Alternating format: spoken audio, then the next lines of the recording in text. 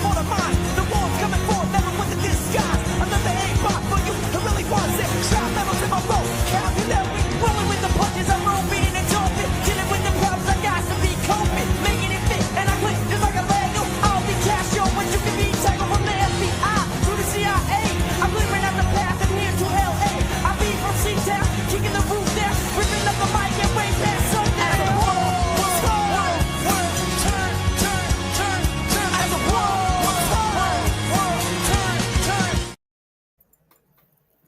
Welcome back, ladies and gentlemen, to Prospects of the Land, your home for everything going on around the Cleveland Guardians organization. And we are both nearing the end of the school years. In fact, Taven, I am. You're talking to a college graduate now, man, and it feels so surreal. My name is Nate Bope. He's Taven McCauley. This is Prospects of the Land. If you're a minor league baseball fan, heck, if you're a Cleveland Guardian fan, this is the place for you to learn about everything up and coming within the Guardians organization.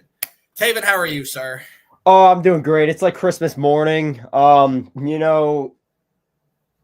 favorite player in the MLB is back with our team. Okay, we'll talk about that later. Will Brennan back. It's a great day. Gotta love to see it. Been waiting for this ever since spring training, so gotta love that. And we'll talk about it. That's definitely one of the bigger pieces of the news we will discuss today. Otherwise, finals coming up this week, next week, soon. I got 2 weeks. Yep. 2 weeks. We're getting to the end. Man, you got a while. Yeah, a little bit. It's going quick.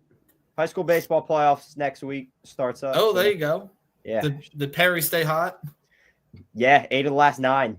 Wow. You start the year 1-10. Why is it with Perry Athletics they just get hot towards the end of the year? Yeah, we tend to suck a little bit in the you like to make things interesting. Yeah, we call that in the business. Hey, we get hot at the right time. You'd rather be a Perry, not do great in the regular season, then catch fire in the playoffs, than be Jackson. And, absolutely. You win every game but 3 and then get bounced first round. So absolutely, man. Don't blame him one bit. Yeah, man. It feels so weird to be a college graduate. I'm graduating with a degree in sports media, a minor in sport management and coaching. So with a major, a double minor, it's a Bachelor of Arts, and now the job search is going on. So hopefully we get something soon. There you go. Yeah. All right, sir. Let's not waste the people's time anymore. Before we get started, the Guardians are playing some baseball right now. They are on against the Milwaukee Brewers. Hopefully, you have the split screen on. You're watching us. You're watching the game, or you are listening to us while watching the game, whatever it is you like to do. 6th inning just ended. It is 4-0 Guard Dogs. Gabriel Arias with the bases clearing double over the head of Jackson Churio, who took a terrible route to the baseball. And then Kyle Manzardo brought home Jose Ramirez, who's got 3 stolen bases on the day and has come around to score 2 of the 4 runs. Guards are doing guard things right now, and despite that Philly series, Taven, maybe we'll talk about them later, but they're pretty hot right now. They're playing some good ball. Yeah, gotta love it, especially with the way the division's been playing. I mean, you're hanging right there. You obviously have to win close games. Every game matters, even this early in the season. We're in May, so it's good to see that they're hanging, they're staying around, even though when the bats may not be as hot from some guys and the pitching may not be as good, you're still winning baseball games. Well, we'll expand on the Guardians here a little bit later. We do have a lot of Guardians news to share with you. But first, as is customary, Taven, let's tell the fine people everything that happened around the minor leagues. If you are new to the podcast here, how we do this is we go from the bottom up. We go from single A Lynchburg all the way up to triple A Columbus. So let's start with the single A affiliate in the Lynchburg Hillcats. Did not start off that great of a series for them, Taven. A 10-0 loss and then a 4-1 loss to the Fredericksburg Nationals. But they really turned it on, man. 7-2 in game number 3 on Thursday, 4-3 on Friday. I believe that was pretty darn close to I know it wasn't a walk-off, but maybe an 7th or 8th inning win. No, it was actually a staved-off comeback. So staved off comeback in that one. Again, the 4-3 win against Fredericksburg in game 4. Then they won 7-2 on Saturday, and then a whopping 15 runs scored on 11 hits and 12 walks from national pitching. 12 walks. Lynchburg got hot at the right time. Your home run hitters, Taven, home run hitters for this week in Lynchburg, there was one. And only one, it was Luis Morejo. But when you take a look at the stat sheet here, Tommy Hawk, man, just had another stupidly impressive week. And we'll touch more on him later. But he hit 412. His OPS was a 1.23. He was 7 of 17 in 5 games played. You saw Logan Clark, a backup catcher, hit 400 in 3 games played. So, hey, really good stuff from him. We've seen Bennett Thompson hit really well, but he struggled this past week. Jeffrey Mercedes, however, was really good. He went 5 of 15. Luis Morejo with the home run went 5 of 23. He played in all 6 games, so not too bad of a week for him. And then when you move on over to the pitching side of things, Rafe Schlesinger did have 2 starts, did lead the team in strikeouts with 11, but gave up a lot of runs. Other than that, though, there were some really good things to see out of Lynchburg pitching staff here. Jervis Alfaro, Jogly Garcia continues to excel. Jogly Garcia, Melquis Hernandez had 5 innings of scoreless baseball. Jogly Garcia, I mentioned earlier, 6 innings of scoreless baseball, only 2 hits allowed. Braylon Doty, guy we drafted out of high school, 4 innings of scoreless baseball in 1 start, had 4 strikeouts, no walks, only 2 hits was the only thing he allowed. Bullpen saw some struggles here and there, especially guys that went long innings in the relief portion of things. But overall, the starting pitching was pretty fantastic. Everyone else, again, up and down. Logan McGuire, 2 appearances, 4 innings. He pitched himself really, really well. But this is the Lynchburg team, Taven, that, was struggling to find consistency. Now they're really starting to get it on. Yeah, like you mentioned, I mean, you start the series off not great. I mean, at all. You only combine for 1 run, but then the offense really turns it up. You go for 31 combined runs in the last 4 games of that series, and that's what won it for you. Melquis Hernandez, like you just said, he great outing out of him. Tommy Hawk, obviously, he does Tommy Hawk things. He's got a 303 average, 3 more stolen bases just this week. So he's absolutely turning it up for them. But yeah, that Lynchburg offense is really what came through and saved them at the end. And a big reason why you got 4-6. I mean, you combine for 31 combined runs over last 4 games of the series. You're not going to lose many games, especially with a solid pitching staff that they have. And a big reason why they now find themselves in sole possession of 2nd place in the Carolina League. This is now going to become a weekly update. Taven, I know we scheduled it for later in the show, but why not? Let's just do it right now. It'll take 2 seconds. The Tommy Hawk stolen base counter. We are going to be here keeping you up to date on everything Tommy Hawk stolen bases. And Taven, it was a slow week for him, man. He only stole 3 bags last week, but he still does lead the Carolina League and all minor leagues in stolen bases with 35. The guy, by the way, the guy from why can I not think of his name? I'm gonna pull it up because I'm not getting this name wrong. Yeah, the guy he's in the race with. Yeah. I'm just not getting this name wrong. I don't know why I forgot it. It was like ingrained in my brain last week. Aspel Gonzalez. Yep. He didn't steal a bag last week. There you go. So Tommy Hawk got to extend his lead a little bit. Yeah. And maybe there will be some more Tommy Hawk mentions throughout the show here a little bit later. But Tommy Hawk, man, and Taven, the most impressive thing, too, is you can take the stolen base graphic away. Yeah, 35 stolen bases, but, dude, he's hitting over 300 now. He's becoming a really, really good offensive piece here to this team. We'll read you his full stat line here as soon as I can pull it up. Again, last week he hit 412. We mentioned that. Overall on the season, Tommy Hawk 303. He's got an 825 OPS, which is, I believe, 2nd on the team, only behind Bennett Thompson, who, despite the slow struggles or the slow week last week, is still hitting 301. Man, Tommy Hawk has been a dog. Ryan Cesarini has still been pretty solid. Bennett Thompson, despite a slow week, has been really, really good. Welbin Francisca, he needs to turn it on, and there are some other guys that really need to turn it on as well. But overall, man, I mean, this little Lynchburg team that's really starting to find their mojo. They're starting to find their consistency. And I think they have a dog on each side. It's Juggly Garcia on the pitching staff and Tommy Hawk hitting. I think those two guys are insane. Yeah, Tommy Hawk, like you just said, absolute. Yeah, I say it every week, but literally video game numbers. 35 stolen bases, and we're only into May.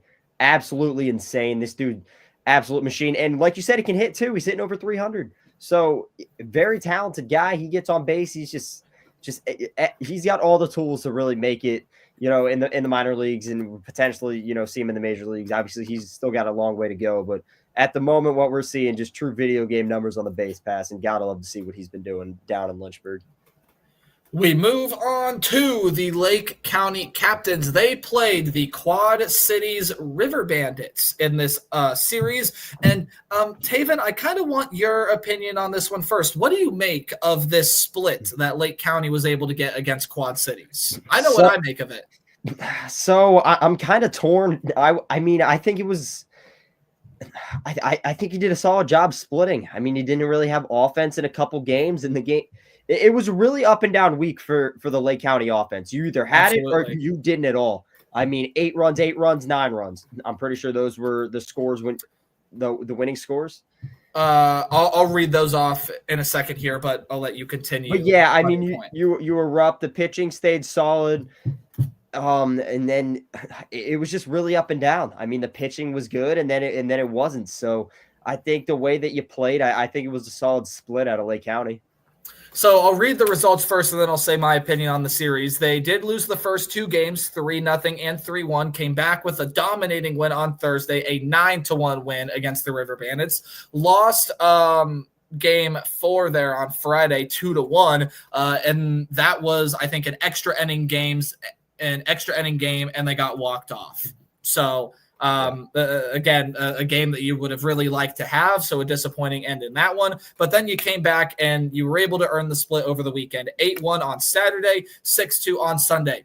Taven, I think this is a very disappointing split for them. And the reason I say that is because in the 3 losses you have, you only score 2 runs. So like you said earlier, you just didn't have the offense, but you only allow 8 combined runs. This is the Lake County team that didn't allow more than 3 runs all series. They didn't allow more than 3 runs all series. And even if you date that back to when they played Lansing, despite, I think, a one-off game on either Tuesday or Wednesday against the Lugnuts, this is the team that has not allowed more than 5 runs, so 6 or more runs. They haven't allowed that over the past week and a half. And even if you take away that Thursday 5-run game, their past 9 games, they're pitching really, really well.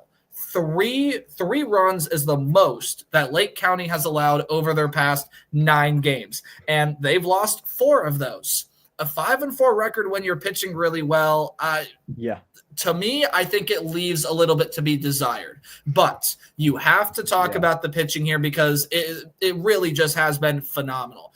Jackson Humphreys in 2 starts, 8 innings of 2-run baseball with 7 strikeouts. Walks were a big problem for him this week, but otherwise he pitched fantastically. Dylan DeLucia, 4 2/3 innings of 1 run, 5 strikeout baseball. Good stuff from him. Matt Wilkinson, 5 strikeouts, 4 innings of absolutely nothing. Isaac Martinez, after he got the call up, is continuing to do Isaac Martinez stuff.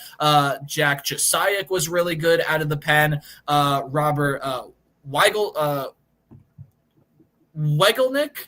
I probably butchered that last name, so I apologize. Josh Hartle in a start, 5 innings of scoreless baseball. Caden Favors in a start, 4 2/3 of 1-run baseball with 6 strikeouts. Yorman Gomez coming out of the pen, a log relief inning appearance for him, 4 innings in just the 1 game. 7 strikeouts, 1-run baseball. He pitched really, really well. Taven, this is a Lake County team that did not have anyone on this pitching staff with an ERA higher than 3.4. That's how well they're pitching right now.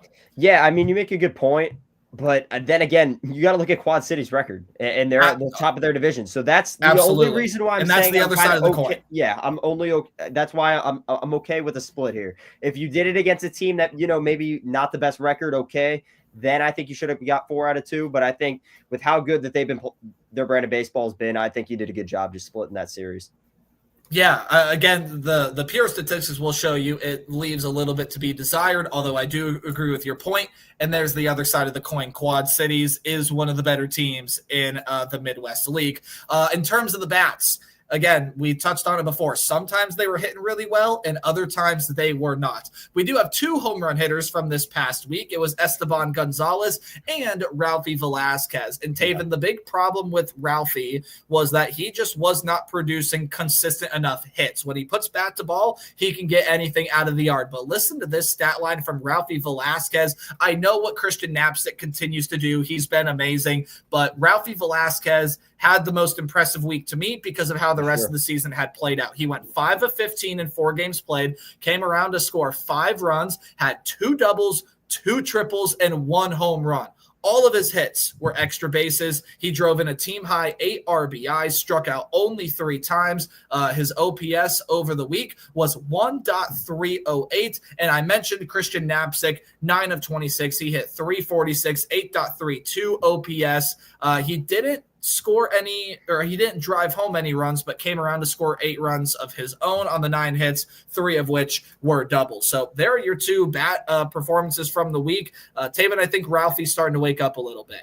Yeah, like you said, and I mean, just a huge momentum swing from this Lake County team. You know, you drop the first 2 against Quad Cities, and you got to get back, and what a guy to lead you on Thursday. 3 hits and 5 RBIs. I mean, that's the sole reason, in my opinion, why you won on Thursday. The guy leads the charge. Like you said, Christian Knapczyk, 4 multi-hit games this week, and now his batting average up to 327. So absolute dog there. Isaac Martinez doing Isaac Martinez things. 2 games, 2.1 scoreless innings and hitless innings, and he strikes out 4 batters. So I think the young guys are really starting to come around. Hopefully we see a lot more out of Ralphie Velasquez, just getting back to it. Jacob Kozar, another guy who's starting to heat up, 3 RBIs in Sunday's game. So, yeah, I mean, just they're Lake County for a reason. You got to get back to what that is, and I think they're doing a good job doing that right now.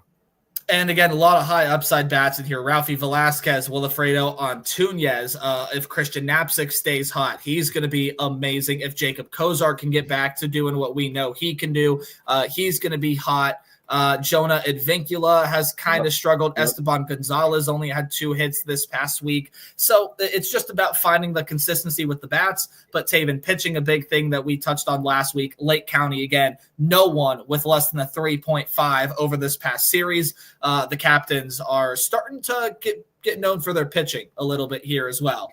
We move on to AA Akron, and Akron was able to take 4 of 6 in a very, very impressive series against the Somerset Patriots. Not 1, not 2, but 3 shutouts in consecutive games to open the series. Aaron Davenport had one on Tuesday. Rorik Maltrud had one on Wednesday. And then Carter Spivey had one on Thursday. You did drop the game on Friday 6-7 in pretty dramatic fashion, if I'm remembering correctly. That was a pretty up and down, back and forth game. It ended up going into 11 innings, and Somerset was just able to get the better of Akron. You lose games like that, it's okay. Then Akron, a taste of their own medicine. The Patriots shut them out on Saturday before Akron gets the Mother's Day win, 2-1 on Sunday. They take 4 of 6 from the Patriots. I know pitching is something, again, we're going to touch on with Akron, but we do have quite a few home run hitters. Cooper Ingle went yard twice in this series. We did see a Bazana bomb that was in the game on Friday. It helped tie the game, even though Akron didn't win it. Bazana did help tie it in the 9th. And then Jorge Burgos with the bomb over the fence. I believe that one was on Tuesday, so right away in the series opener, Burgos was able to get it. If not, it was in one of those shutout games still pretty early on in that series. Your bat this week, Taven, probably was Travis Bazana. You had 3 guys that hit 300 this week, but the other 2, Tyrese Turner, only played in 1 game. He was 1 for 3. And Kyle Dernetti, who got called up midweek, he played in 2 games, but he also only went 1 for 3. So Bazana is your bat here out of Akron this week in all 6 games, 8 of 24, 6 runs, 2 doubles, a homer. The homer did have his 2 RBIs. 7 strikeouts, 2 walks, did steal 2 bags in there as well, had an OPS of 9.49. or I should say .949. My apologies. Dion Frias, though, man, I really want to highlight him. He's been playing some ball for this Akron team. He was 4 of 16 with 2 doubles, but Taven 5 stolen bases this week. Hello. I didn't know Dion Frias could get like that on the base paths. Way to go for him. Overall, the rest of the guys, I mean, Cooper Ingle had himself a solid week, 5 of 22 home runs. You could actually say that's a pretty good week. Led the Ducks in RBIs this past week. And then when you go over to the pitching side of things, Davenport was magnificent this week. You'll touch on him later. Rory Maltrud was magnificent this week. Trenton Denholm, Tommy Mace, Austin Peterson, they were all fantastic. Again, much like Lake County, this is a team that just didn't really offer up much. Davis Sharp was the one guy you looked at, and he definitely really struggled this past week. Everyone else, Taven, ERA 3 or below, especially these starters. Rodney Boone came out and pitched well. Everyone else scoreless from the pen. I mean, what more can you ask for out of a pitching staff, man? Yeah, pitching staff on absolute fire. You mentioned the bullpen. Absolutely unreal. And then same with the starters. I mean, you pitched 3 shutouts. Obviously, you should end up with that series win. Davenport, 2 beautiful games. I'm obviously going to touch on that way more. That's my dude. For my, what are we calling it? My highlighted segment. Name slipping. Storyline. There we'll get there. We're almost there. Yeah. But I mean, you mentioned the biggest bats from this series is obviously gonna have to be Bazana. He has 8 hits over the last 6 games, especially a big, home run that ties the game up down to their last out in big fashion. Cooper Ringle, big home run yesterday that gets them on the board and obviously wins the game, gets a game-winning runs for Akron to win that one. Another guy I want to highlight, Justin Boyd. Got sent down from Columbus, sub 90 batting average. He goes to Akron, hits 276 this week. So got to love to see him figuring stuff out. But yeah, the pitching obviously stayed dominant. Don't have to put that many runs up on the board when your pitching's that good. And Akron, comes away with 4 out of 6 against a very good Somerset team. Yeah, a really, really good series for Akron. We'll touch on some more individual performers later, but let's move on to the Columbus Clippers. Columbus did have a lot of home runs this week. Micah Pries hit 2 over the fence. Those are the only 2 hits he had in 2 games played. Cody Huff had one. CJ Kafis continues to do CJ Kafis things. He had a homer. Milan Tolentino, 1 of only 2 hits for him on the series was a home run. But this is a Columbus team, Taven, that has continued to struggle offensively. I mean, just looking at some of these strikeout numbers, Jonathan Rodriguez sure went 5 of 22. That's a solid week. 9 strikeouts. Yordis Valdez, 9 strikeouts. Dom Nunez was 0 for 15 with 8 strikeouts. Christian Cairo, 5 of 20. So we did put bat to ball. That's a 250 average, but 7 strikeouts. Milan Tolentino, only 2 hits in all 6 games played, 12 strikeouts. CJ Kafis was still doing CJ Kafis things. He hit 621, but 9 strikeouts, 7 strikeouts from Cody Huff. And look, this is an Indianapolis Indians team that has a really good pitching staff. You can't strike out that much. You absolutely can't do it. The strikeout numbers are looking like what we hope our pitching staff would be putting up. Just not great numbers at all. But, I mean, Micah Pries probably had the most impressive series, even though he only played in 2 games. 2 homers, 4 RBIs. That actually led the team, even though he only played in 4 games. Again, this is the Columbus team that is really struggling offensively. We'll touch on why that might not be the case coming up a little bit later in the show. But you do have to give credit where credit is due. The pitching staff has been really, really good. And Taven, if you want to pull up the Parker Messick thing that we got earlier today on our post, you'll have to. My screen is 1 second on that. No, yeah, you're good. So we'll touch on Parker Messick a little bit later. But as far as the rest of the guys, Vince Velasquez pitched a 4 innings of scoreless baseball. Slade Cicconi's continuing to rehab. He's been up and down and struggling, but overall Slade Ciccone is not doing horrible. 4.66 ERA is not the worst thing in the world. Doug Nikhazy in a start, he got pulled, I think, a little early because pitch count was getting high. Maybe he re-aggravated something as well. Ryan Webb, 5 innings of 1-run baseball in a start for him. And then out of this pen, I should say, Andrew Misiazik in 3 innings, 1 hit baseball. baseball, nothing. Nick Enright, 1-hit baseball, nothing. Tanner Burns, 1 inning, 2-hit baseball, 1 run did cross, but it wasn't earned, so the ERA is flat for him. Bradley Hanner had 2 scoreless innings.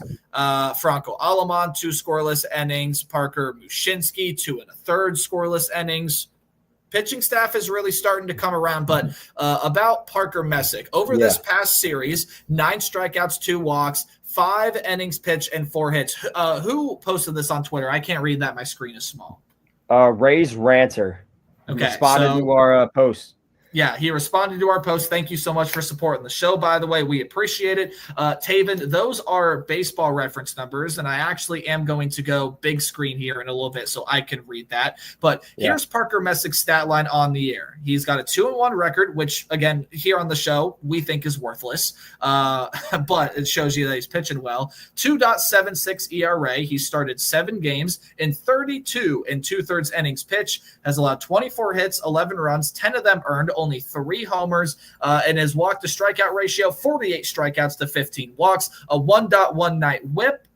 That's pretty good, and allows opponents to hit 202 off of him. And Taven, when you look at some of these numbers here, I mean, he's 83rd percentile in ERA, 86th percentile in FIP. He's 97th percentile in xWOBA. He's 96th percentile in whiff percentage, 97th percentile in K percentage. The walk rate is really low. His barrel percentage to opposing hitters is in the 84th percentile. His hard hit percentage is in the 93rd percentile. So what that means is he doesn't allow opponents to barrel things up, and he also doesn't allow opponents to just hit the ball hard. Basically, he just doesn't allow a whole lot of offense. And Ray's Rancher said, how are we feeling about Parker Messick? Taven, you can leave the graphic up for just a little bit. I feel really, really good. And I'll touch on, I think both of us will touch on how good we feel about him in an upcoming segment. So we'll save our thoughts for that. But I mean, Taven, just to simply put it right now, we'll come back to this. He looks really, really good, and I'm very impressed. Yeah, there's so much to like about this guy. I mean, part of me thought he might have started the year in Akron. Obviously, they went with Columbus, and in my opinion, it's the right call. It was absolutely the right call. Dude's been absolutely thriving ever since he got there, and I knew he'd be able to do this. And in my opinion, he's probably the next guy you call up from Columbus. Spoiler alert. Maybe. Yeah. Maybe the next guy call up from Columbus. You know, Nikhazy not doing as great. Need somebody to come in. I think Messick could probably be the next guy, coming up. So, and we'll touch on that a little bit later. But right now, we got to get to our storylines. Storyline time here on Prospects of the Land. Taven, yours plays off of mine. So if you would, I would like to go first. It's the pitching staff, man. Only 2 times did a Guardian affiliate allow over 6 or more runs. And even if you expand that to 5 or more runs, only 4 times across the 24 games that all affiliates played, they allowed 5 or more runs. Pitching really starting to turn it on. Offense, we touched on that for Lake County. It's off and on. For Akron, I think it's got to get a little bit more consistent. For Columbus, it's struggling. For Lynchburg, it's starting to find a really, really consistent and really nice rhythm. But as far as the pitching, and you also have to give credit to the defense behind these pitching staffs, are making some phenomenal plays, playing absolutely outstanding. My storyline for the week, and we've run through a ton of numbers here, a ton of pitchers already in these stats. I'll run through more here after your guy, who by far and away recently has been the most impressive pitcher in this organization. Well, one of at least. I would argue the most dominant pitcher, especially over his last 3 starts, all the minor leagues. I mean, we throw up these stats, absolutely unreal. I'm going to take away the banner just for a quick second so we're able to see the bottom of that. Boom. Absolute. Thor has been on fire. My storyline of the week, Aaron Davenport, his last 3 outings, especially this week, he had 2 of them. 18 innings pitched, only 6 hits, no runs, no earned runs, 0 ERA, 4 walks, 22 strikeouts, over 7 a game for Aaron Davenport. What is not to like? What is not to like? You just listed the stuff there on Aaron Davenport. Let's get some other affiliates in here as well. Jogly Garcia, if you didn't hear me say it earlier, 6 innings of 2 hits, scoreless baseball where he had 8 strikeouts and no walks. Jervis Alfaro, 6 innings. Yeah, he allowed 3 runs, but struck out 9 in his start. Melquis Hernandez allowed nothing, 5 innings of baseball, 6 strikeouts for him. That's just from Lynchburg. You want to extend it into Lake County? Sure, let's do that. Again, they're really starting to find their rhythm. Matt Wilkinson is doing Matt Wilkinson things, scoreless baseball for him. Dylan DeLucia only allowed 1 in 4 2/3 while striking out 5. Wilkinson also had 5. Jackson Humphreys, 8 innings of baseball for him in 2 starts, 7 strikeouts, only 2 runs allowed. Caden Favors, 1 run in 4 2/3. Josh Hartle, 5 runs. And I've only been mentioning starters here. Let's go back to Lynchburg a second and look at some of these bullpen guys. The Sean Matson, 5 innings out of 2 appearances in the pen, 1 run and 7 strikeouts for him. Logan McGuire, 4 runs, 1 run baseball, 6 strikeouts. Braylon Doty, I didn't even mention him. He's a starter, 4 innings of scoreless baseball. You keep on moving down the line. Austin Aldino, 1 inning of scoreless baseball, 1 inning of scoreless baseball out of Jesus Luna. You want some pen guys from Lake County, Jack Josiak, Alonzo Richardson, Josh Harlow, Adam Tulloch. I already said Isaac Martinez, not a damn thing. Steven Perez, 2 appearances out of the pen, 4 1/3, 1 inning, or actually 1 run, 6 strikeout baseball. Again, that was in 4 1/3. You already touched on Aaron Davenport out of Akron, Rorik Maltrud, 5 1/3, scoreless, 9 strikeouts. Trenton Denholm, 2 appearances out of the pen, 6 innings, did get a save, 1 run baseball, 8 strikeouts for him. Tommy May, 6 strikeouts, 2 run baseball in 6 innings. Austin Peterson, 6 innings, 3 run baseball, 2 of them were earned, 6 strikeouts for him. Again, Jake Miller, nothing. Rodney Boone in 4 1/3 in the start, nothing. Ross Carter, nothing. Carter Spivey, nothing. Morehouse, nothing. Magnus Ellerts, nothing. Zach Jacobs, nothing. Sean Rapp, nothing. And then you move into Columbus, and we just touched on Parker Messick. We think the kid is absolutely phenomenal. 5 innings of 9 strikeout scoreless baseball for him this week. Vince Velasquez, 4 innings, nothing. Parker Mushinski, nothing. Franco Alamon, nothing. Doug Nikhazy, 2 2/3 of 1 run baseball, 4 strikeouts. Ryan Webb, 5 innings of 1 run baseball, 4 strikeouts. Bradley Hanner, nothing. Zach Kent, nothing. Tanner Burns, nothing. Andrew Misiazik, Nick Enright, Andrew Walters in rehab, nothing. Did I name enough names? I probably named too many. But just to give you an idea, and that was over this past week. That's how good these pitching staffs are starting to become. And we hope that's what we see now on a week-to-week basis. Probably not going to be exactly that, but that's what we can hope for.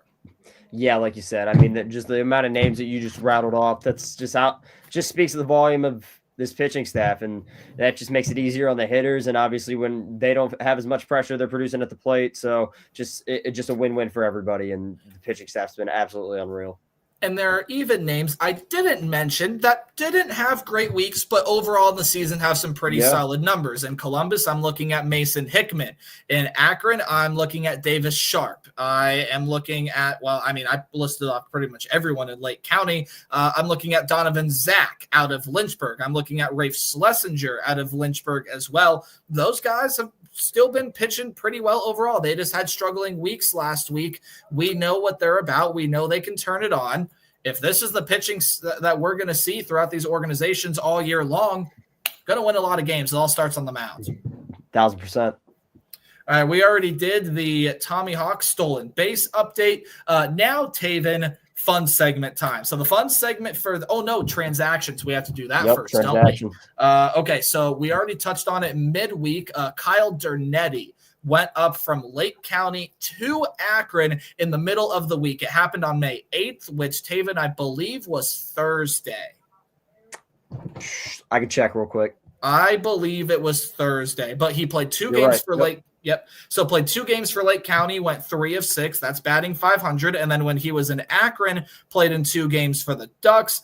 He went 1 for 3. So there's your one call up to within minor leagues. Although we are going to get to the one that Taven was really excited about today. Yeah. As sort of predicted on the last show, Taven, we knew Brian Rocchio was struggling. He just wasn't seeing a lot of playing time. So not surprising to me that he gets sent down, put him in Columbus, let him figure stuff out.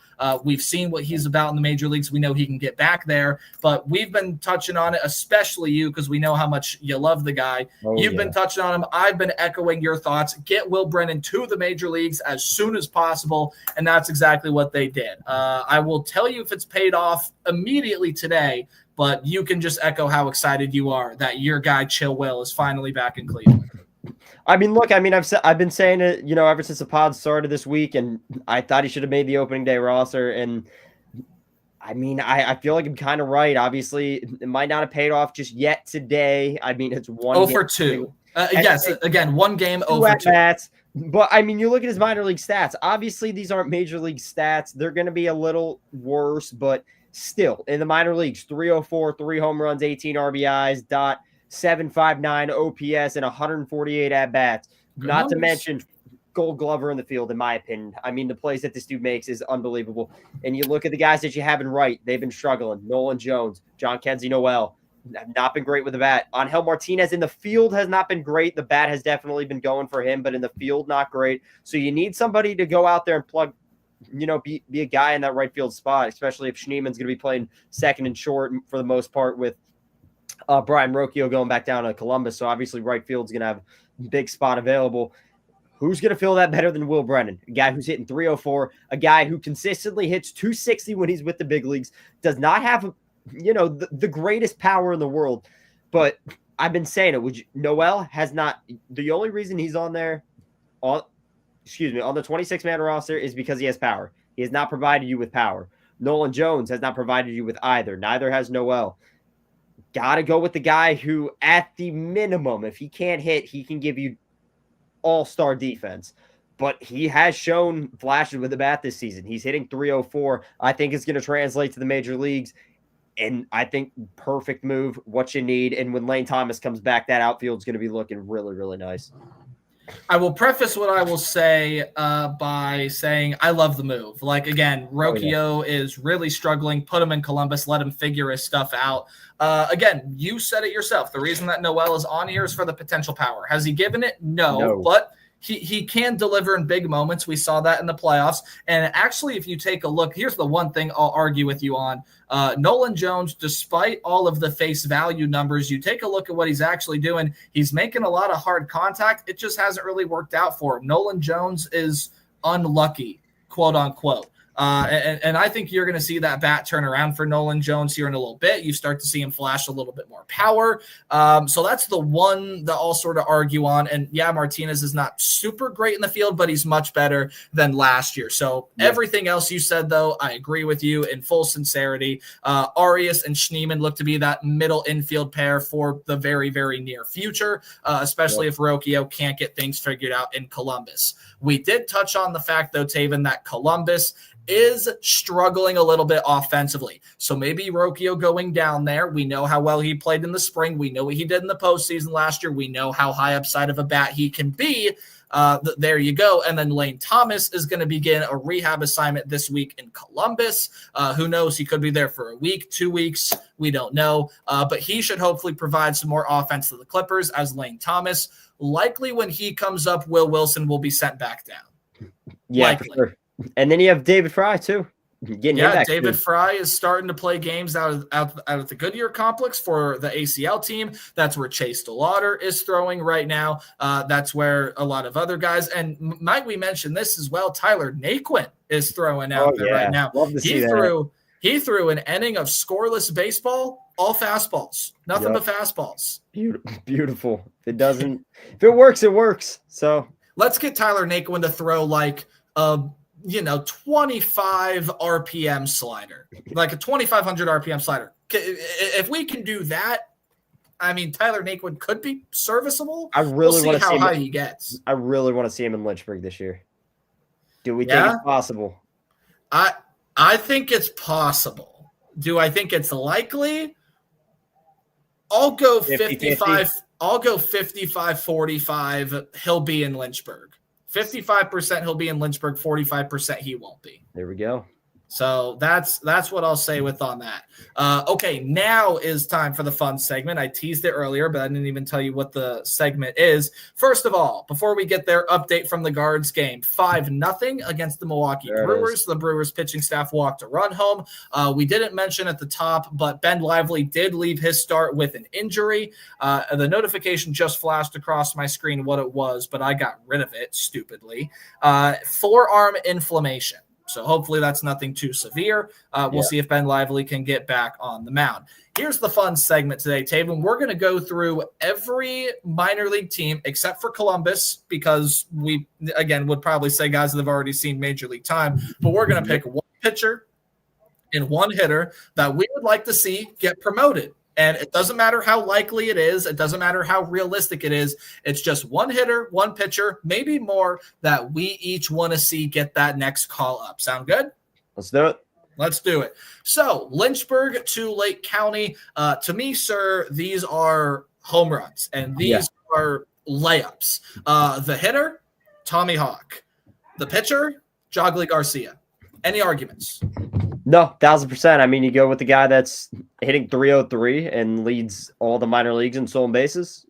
No arguments on my side. Same with Jogly Garcia, 2.10 ERA, 47 strikeouts. Only downside with Jogly is he's 21. I know we like to keep guys, younger arms and younger affiliates, but 1,000% he keeps pitching the way he does. I can see him getting the bump. To provide some more statistical context, 25 2/3 innings pitched for Jogly Garcia, 14 hits, 11 runs, only 6 of them have been earned. So that's a product of his defense behind him not giving him as much help as he could once. 47 strikeouts to only 14 walks. His whip is 1.09 among qualified pitchers. Besides Jervis Alfaro, he leads Lynchburg in whip and only allows opponents to hit 1.52. I should say, yes, among qualified pitching, he leads the Hillcats in that category as well. When you talk about Tommy Hawk, we, again, are going to do the weekly stolen base watch for him. Slow week for him last week, but still leads all minor leagues with 35 stolen bases, only 1 caught stealing. He's 30 of 99. That bat is really starting to come around, had a couple really big games against the Fredericksburg Nationals.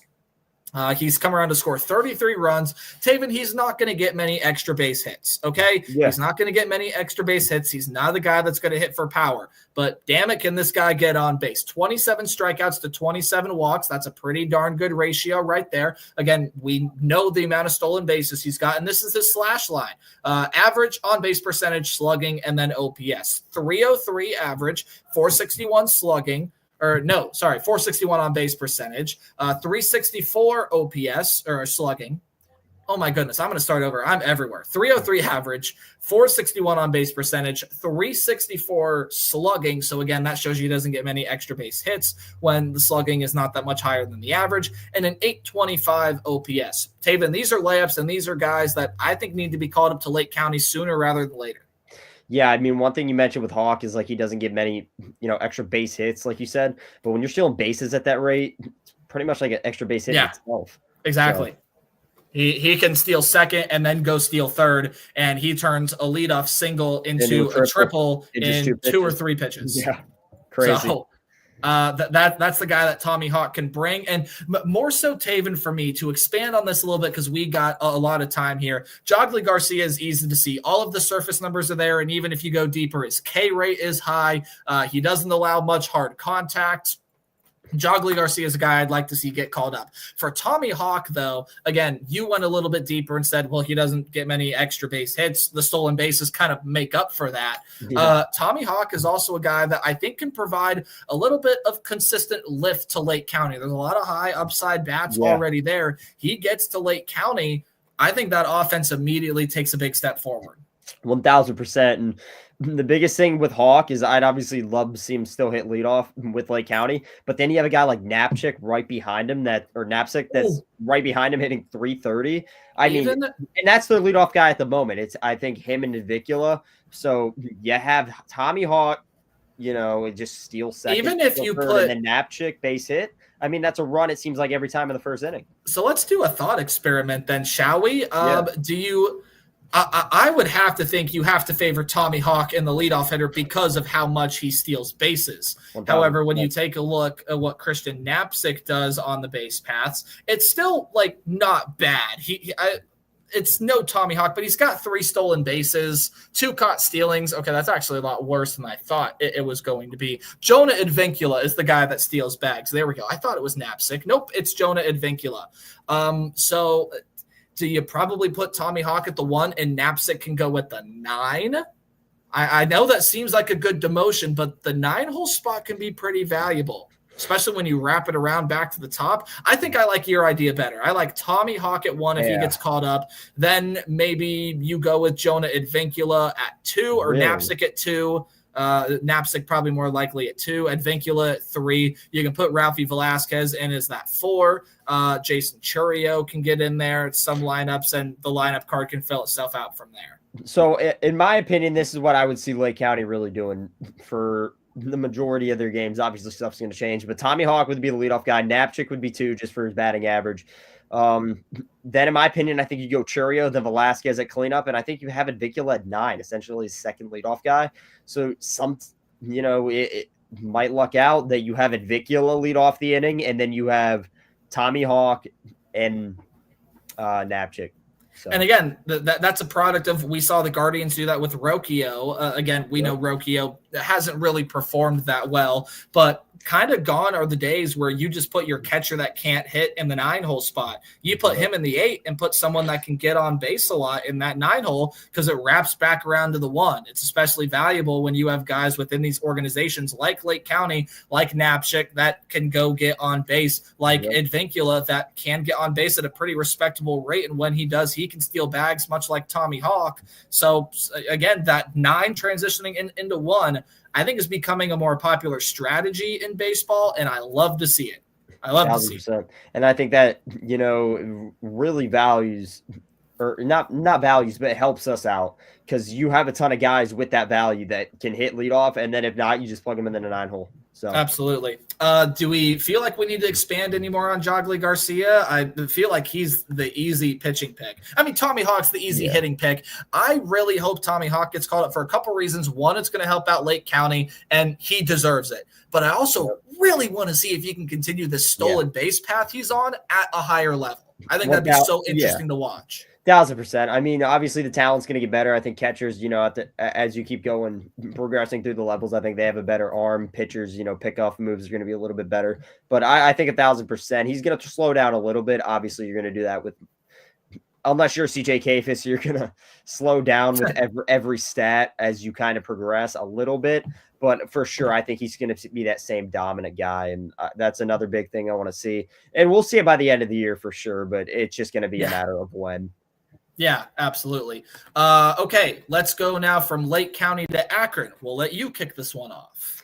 So Lake County to Akron, there's a couple guys I'm going to go with. Who are you starting with? We'll go pitching. I think pitching was a layup. Hitting, you go with a lot of guys. Pitching, you look at the numbers of Lake County, they haven't been great other than one guy out of the bullpen, Steven Perez. 10 games, 1.04 ERA, and 21 strikeouts. Now, the obvious answer might be Matt Wilkinson, Tugboat. He hasn't been off to the greatest start, earlier in the year for Lake County. I'm going with Steven Perez, guy out of the bullpen, with almost a sub-1 ERA. Dude's been on absolute fire, strikeout machine, over two a game. And here's another reason why that makes sense, too. The guy's 24 years old. Yeah, exactly. Age plays a big factor, and obviously he's got the age to be definitely in Double-A, maybe even Triple-A, just if age was a factor itself. But he definitely has the talent. He's been killing it. Steven Perez is going to be my guy. Okay, so I guess we'll kick it to me here for the pitching. I am along the same lines of you. It is a bullpen guy. It's not Steven Perez. It's Jack Josiak. 18 and a third, 15 hits allowed. He's only allowed 2 runs to cross the plate, but they both have been unearned. In 9 appearances, his ERA is a flat 0, and his strikeout to walk ratio looks pretty similar. Doesn't have the volume that Steven Perez does, but 14 strikeouts, only 2 walks. The only thing where Steven Perez is a whole lot more impressive than Jack Josiak is his opponent hitting percentage. Steven Perez's opponent hitting percentage is 1.53. Jack Josiak is a .221. I would prefer Josiak over Perez. They're both 24, so you could both see them sort of in that bullpen role to get called up. I would be fine with either of them. I prefer Josiak a little bit more, but I have no arguments with your guy and Steven Perez. I think 2 phenomenal picks. Yeah, for sure. I mean, Josiak's been killing it equally as well as Steven Perez. I think either guy could be, the next call up to AA. So starting pitching, while we're touching on pitching getting called up, starting pitching,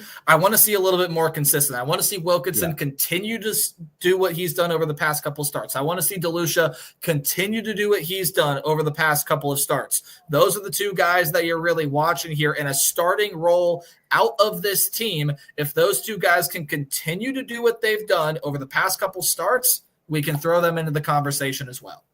Yeah, for sure. Your hitter. My hitter, there's a lot of guys to choose from. I'm going Knapczyk. Strictly, you look at the average, you look at the things that this guy's been able to do. 23 years old, absolute machine. He's got that clutch gene too. You can plug him in pretty much anywhere in the lineup. Absolute dog. Christian Knapczyk's my guy. I think needs to get that bump to Akron. And he's my guy too. He's that layup, right? Because we're starting to see the problem with the Rubber Ducks that occurred with them last year. Is there are moments where they just can't hit. There are moments where there's no offense. Now, I think they have a lot higher upside bats in the organization this year than they did last year. Cooper Ingold, Travis Bazzana, even the guy like Dion Frias has proven he's pretty high upside. Joe Lampe is pretty high upside there as well.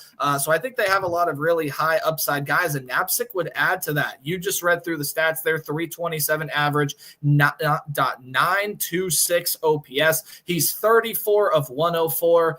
His walk to strikeout ratio is very impressive. He can hit home runs.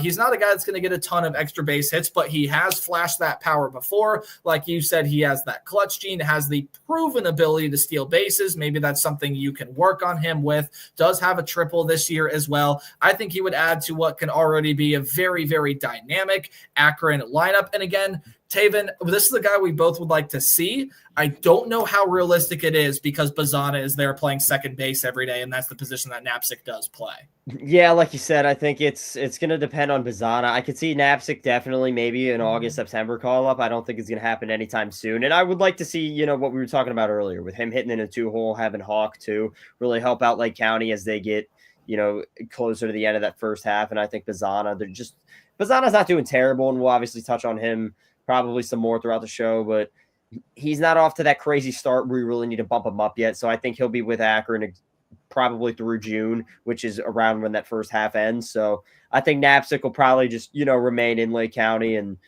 yeah, I mean, I think when he does get the call, he'll just be dominant, and he's going to keep killing it in Lake County. You're hitting over 300. You're obviously just doing something really, really, really right. So. Knapczyk again has this year played 24 games at second. That's his natural position. However, he has played 3 games at third and 2 games at short. So when you're trying to look at where he fits in here, Bazzana is the Ducks' second baseman. You're not taking that away from one of the top prospects in Major League Baseball. He could slot in at short. I mean, you have Tyrese Turner, Khalil Watson, Alex Mooney, Kyle Dernetti now. Again, Dernetti got that call, so I don't think we're going to see Christian Knapczyk get called up anytime soon. Again, Taven, I don't think this is something that's super realistic at the current moment, but later on down the line, I want to see Christian Knapczyk in a Ducks uniform by season's end, no exceptions. And I think we'll see that. Definitely August, September, down the home stretch of their season, we'll definitely see Christian Knapczyk, hopefully in a Ducks playoff game. So, and then our last one here, Ducks getting called up to Columbus. Let's go.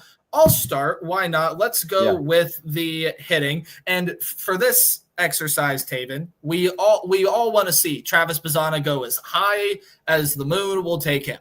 Travis Bazzana is excluded from this argument. So besides Travis Bazzana, you have to name a bat that you want to see get promoted to Columbus. This one to me is really tough because I could go with a bunch of guys.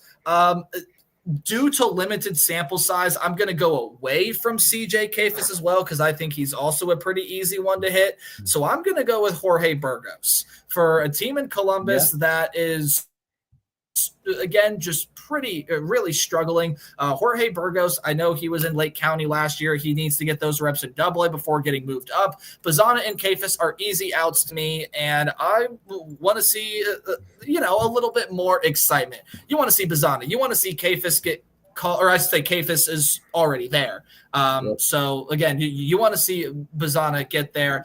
Cooper Ingle could be another guy as well. I mean, there are a ton of guys to pick from, but Burgos has been the RBI leader at Akron for a reason. He doesn't just flash the power.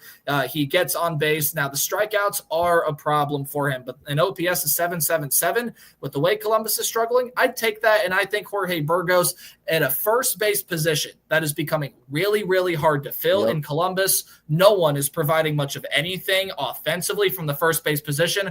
I think Burgos does a solid job there offensively and defensively. So not only is he a guy I want to see get called up, it probably won't happen soon, but it is realistic based on what Columbus needs. Yeah, like you said, I mean, I don't think there's really a hitter that's going to get the nod up to Columbus anytime soon. We saw that with Kayfus. I think the next guy up is going to end up being Bazana. But my guy's going to be Cooper Ingle. I think if there was somebody to go and he was my second pick. He was my second pick. Pick. I think it's going to be Cooper Ingle. I think it has to be. Catchers are very limited, especially ones that can hit, and that's one of the guys that can do it.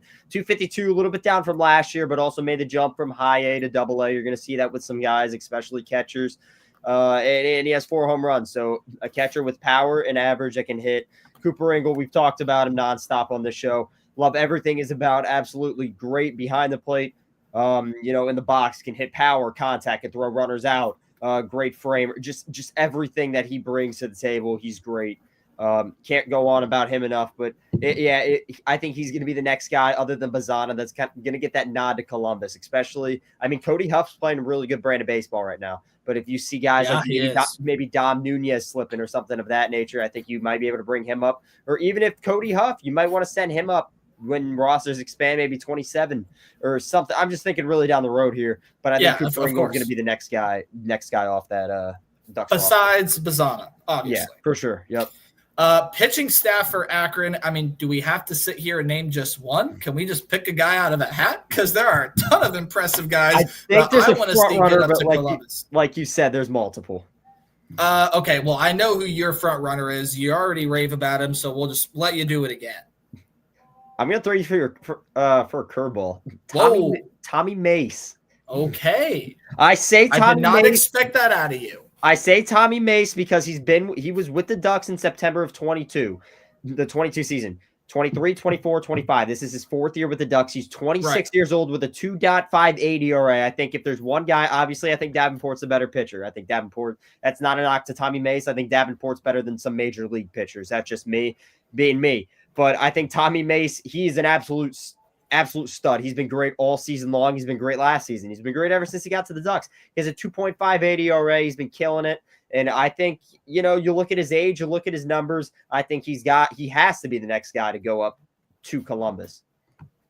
I'll stick with the starting. And again, yours is probably more realistic, but guys that I want to see get up there, I'll throw another curveball. I'll mention my guy second. Aaron Davenport's a guy I want to see get up there, especially if he's going to stay consistent.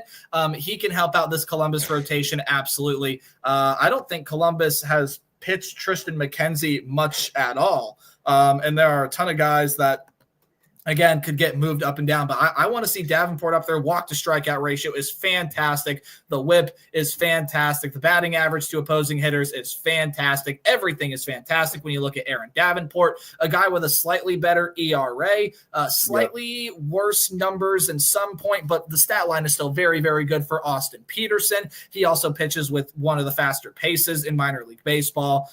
Heck, you could throw him in the major leagues and he might pitch with one of the faster paces there as well. 165 ERA, slightly less amount of innings than Davenport, slightly more hits, but slightly less runs allowed, 1 less home run allowed. The whip is just 2 ticks higher, and the batting average is not as impressive, yet the strikeout to walk ratio is more impressive, 28-4.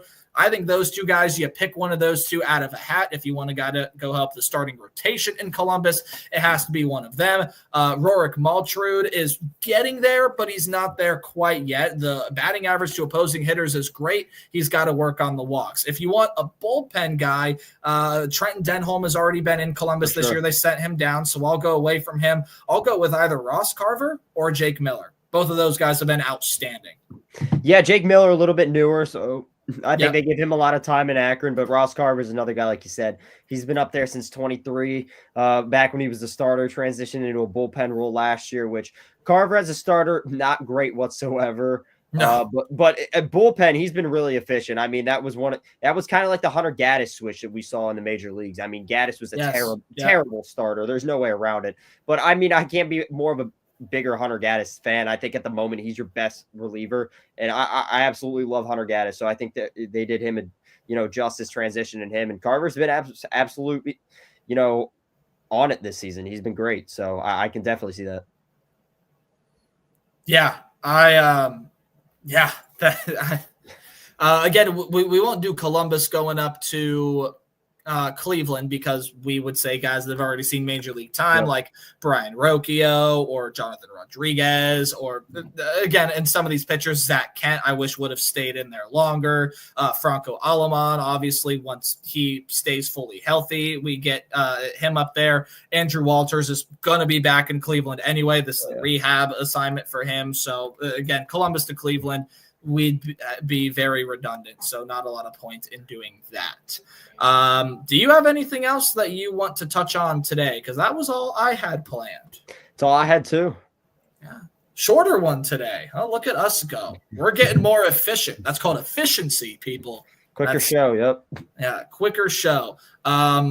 Yeah, I mean, nice that it was a quicker show. Hopefully it was nice and concise for all of you. However, before we go through who the teams are playing in next week, or I say this upcoming week, before we name each team, we will go through where they are in the standings and what their record are. We'll start to throw that in. Again, we go from the bottom up in results, so we go from the top down in terms of who they are playing this upcoming week. For the Clippers, they are what, Taven? We are getting that up right now. The Columbus Clippers are 16-20, 4 games under 500, 9.5 out. 9.5 out.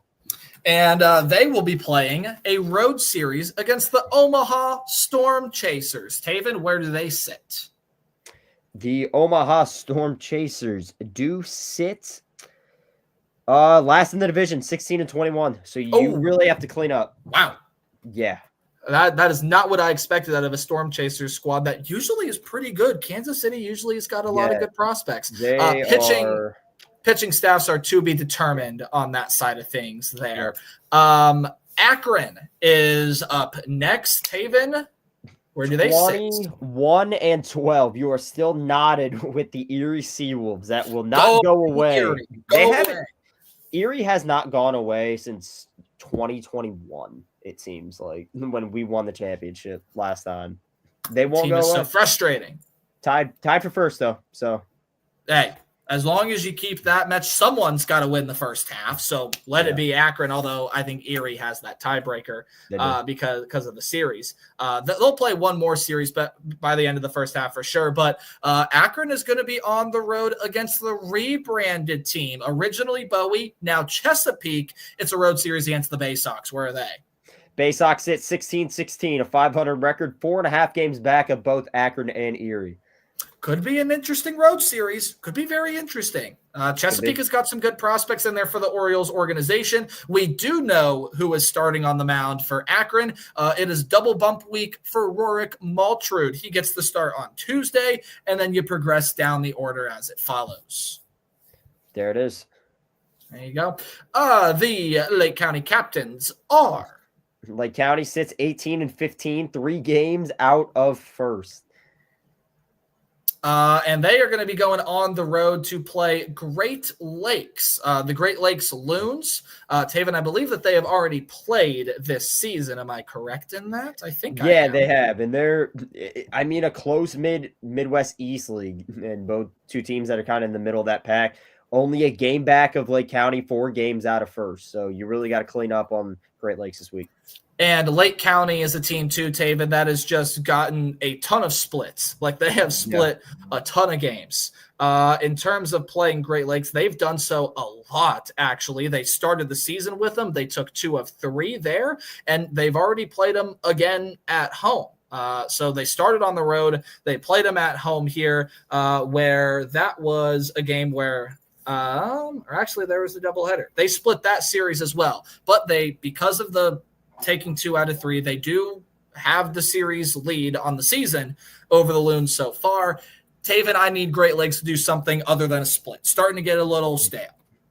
Yeah, I think Lake County, they're a team that's a little worse than you. I'd like to see a 4 out of 2. I would really like to see a 4 out of 2. Yeah, absolutely. And it would do big for them too. I think even some people in Lake County are getting tired of splitting all of those series. And then Lynchburg. How about the Hillcats this year, man?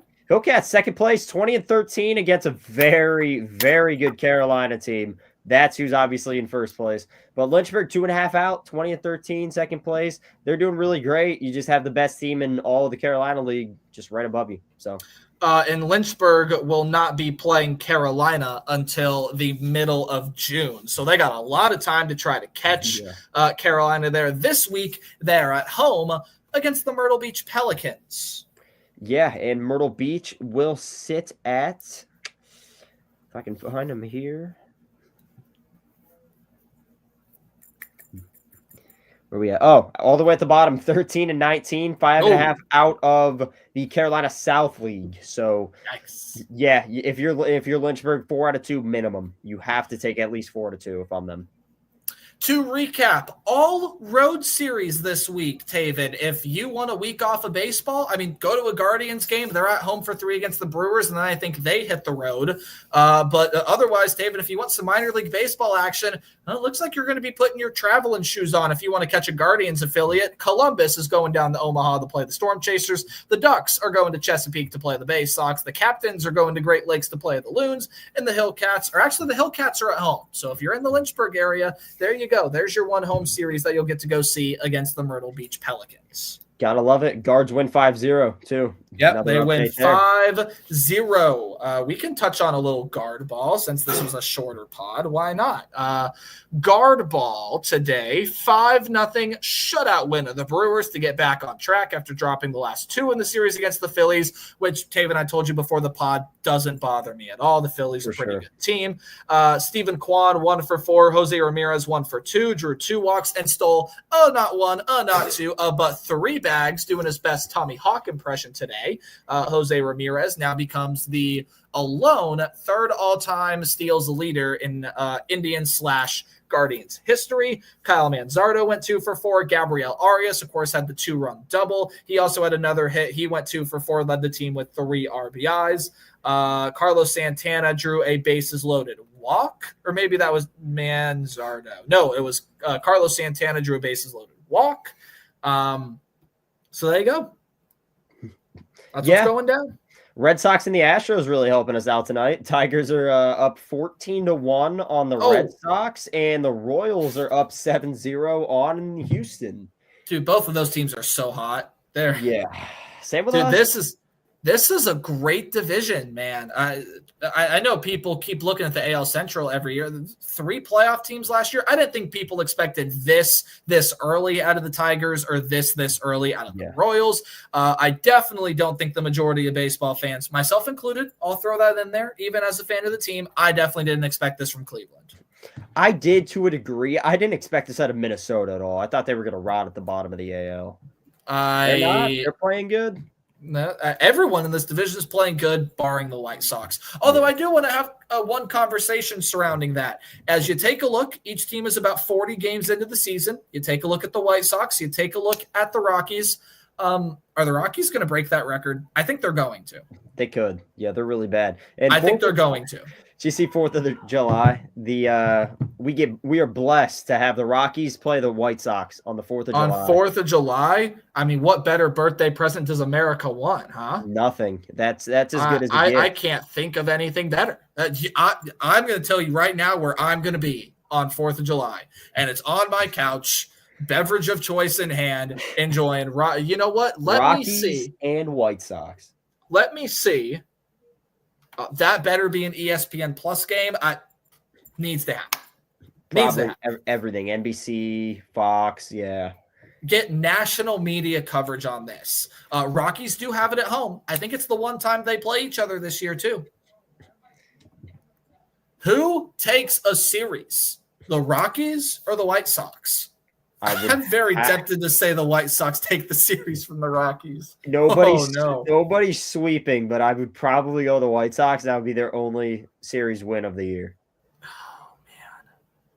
Dude, both of those. Dude, okay, so even when the Athletics were bad, I could pick apart different things within that organization and say, okay, I can see why they're doing this, or okay, they got some good prospects coming up. I could see a direction with Oakland. And if you take a look at the standings, Taven, it's paying off right now. The Athletics are playing some good ball. The White Sox and Rockies, I don't know what a plan is. I have no clue what either of those teams are doing. They not a clue. Both equally a mess. If you're the Rockies, maybe you have a bright spot in Zach Veen, but he's not going to fix all your problems. So I did this exercise. On my final collegiate podcast. I ran a sports podcast for my collegiate radio station. I did this exercise with the people that were on that podcast with me that last day, and they were just baffled. So this is what you have looking forward to. Let's start on, I guess, the positive end of the spectrum, if there even is one. We're going to start with the Chicago White Sox. Taven, you want to guess who their leading batter is in terms of batting average?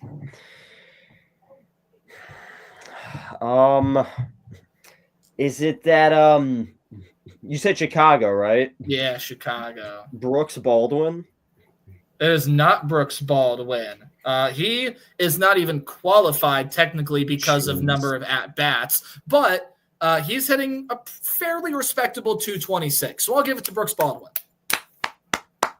No, it is Lenyn Sosa. Wow. Lenyn Sosa. What's he hitting? He is hitting 257. Jeez. The OPS is 621. Just goes to show, don't take Schneemann for granted. He'd be the MVP of that team. Yeah, he would. Andrew Vaughn is the leader in appearances, at bats. And he's hitting 191. And Luis Robert, 186. Wow. Wow is right. Let's take a look at the Rockies. All right, who's leading the Rockies in batting average? You won't know them. It's a good question. It's not Zach Veen because I just looked at his numbers and he's in 118. Oh boy. Fire off a name. Let's see if I've heard of him from the Yard Goats. All right. Well, we'll start with one. Chris Bryant is back on the IL, so it's not him. Even if he was healthy, he's hitting 154. Not good. Okay. I will list off a name, and you just tell me if you think he's leading the club. Kyle Farmer. No. Yeah, you are correct. He is not. 241. Ben Doyle. Tempted to say no. Yeah, you are correct. 221. Okay, let's go with a Major League mainstay, probably the best player on this team, Ryan McMahon. Gonna go with no. Yeah, 211. All right, the catcher by a name of Hunter Goodman. Hunter Goodman was very good with the Yard Goats, but I don't see it translating just because he's a catcher, so no. Well, let me surprise you. 288 average. Look at that. 489 slugging and an 8.36 OPS. His strikeout to walk ratio is horrendous, but he's got 6 homers, 24 RBIs. Yeah, he was sweet. There's a bright spot for you Rocky fans. Yeah, he was sweet with the Yard Goats, so. Let's take a look at pitching, and now I'm regretting looking at this because this is atrocious. I assume that's what's losing them games. Oh my goodness.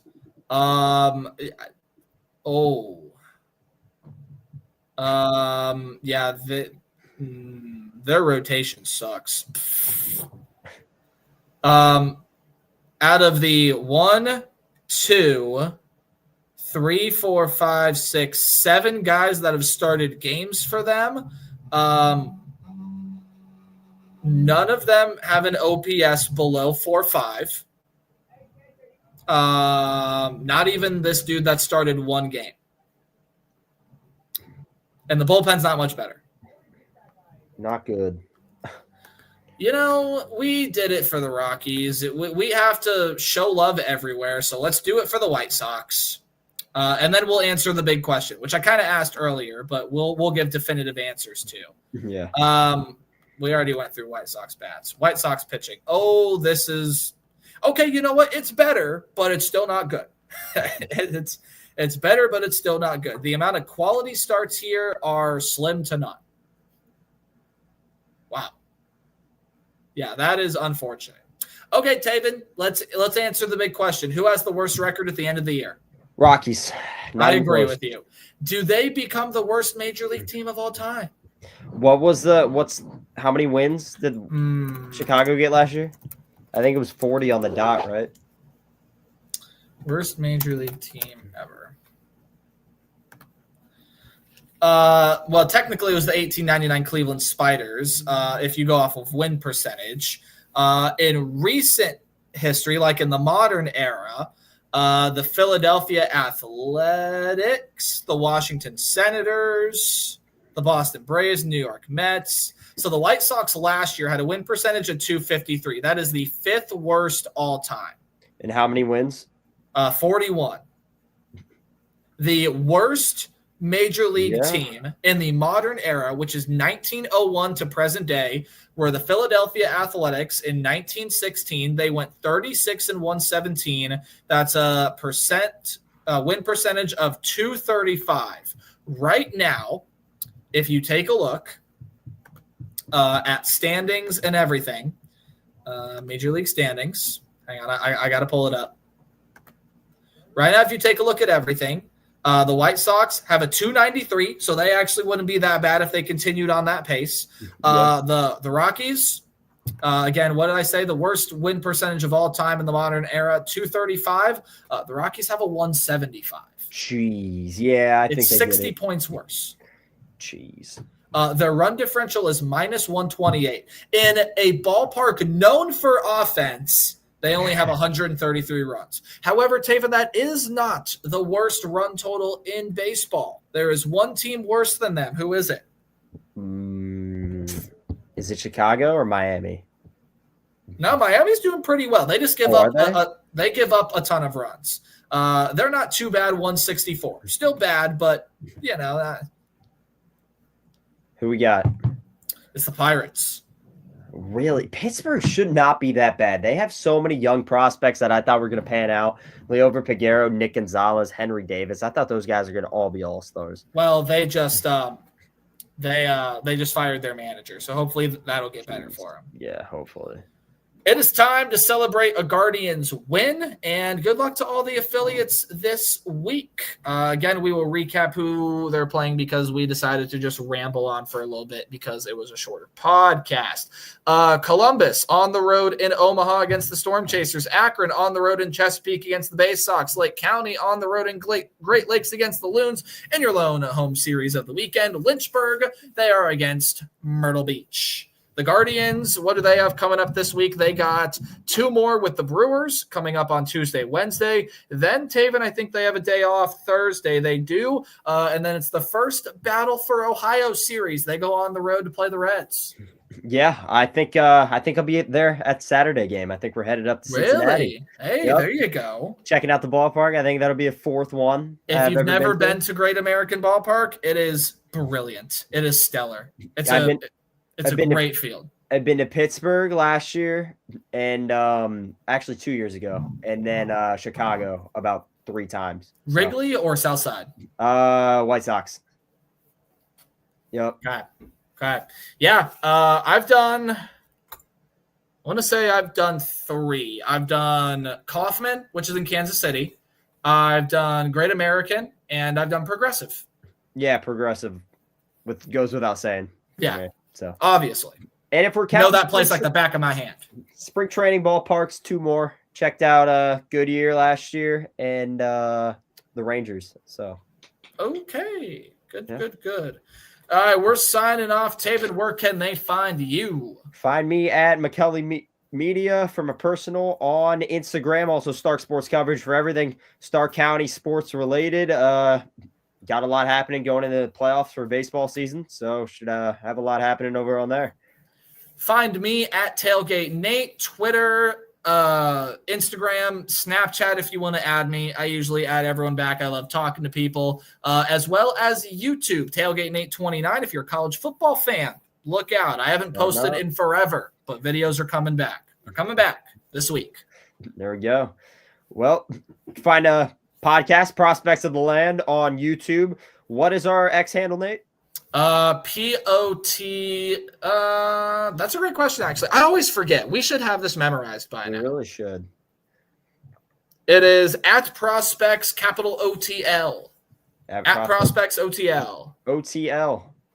So should have a lot coming out there. Big shout out again. Thank you to Ray's Ranter for commenting about Parker Messick. We're really impressed with the kid. We hope he gets called up soon, right at the 80-minute mark.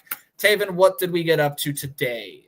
Big 46 people tonight. Hey, that was close. I think we said we wanted 50, so now we're shooting for 50 next time. We're shooting for 50 next week. Competed with the guards. I think it was a good showing. Appreciate everybody today. Yeah, absolutely.